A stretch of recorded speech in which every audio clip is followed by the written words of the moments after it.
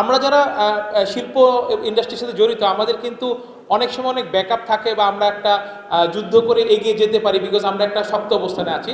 কিন্তু এই সাথে কিন্তু অনেক ই কমার্স এফ কমার্সের সাথে জড়িত ছোট ছোট উদ্যোক্তা যারা অনলাইনে সেল করে চায়না থেকে বা ইন্ডিয়া থেকে জিনিস এনে, তাদেরও কিন্তু অনেক পরিমাণ মাল পুড়ে গিয়েছে এবং তাদের কিন্তু পুঁজির পরিমাণ খুবই কম।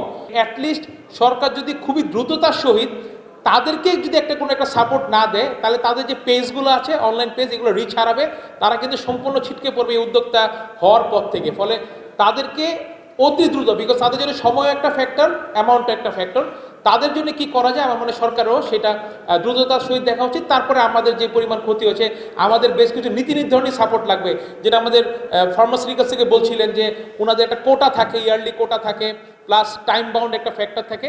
এগুলো নিয়ে তখন আমাদের সাথে একটা কমিটি করে আলোচনা করা যেতে পারে। বাট ছোট উদ্যোক্তাদেরটা মনে হয় ইমিডিয়েটলি একটা অ্যাকশন নেওয়া দরকার।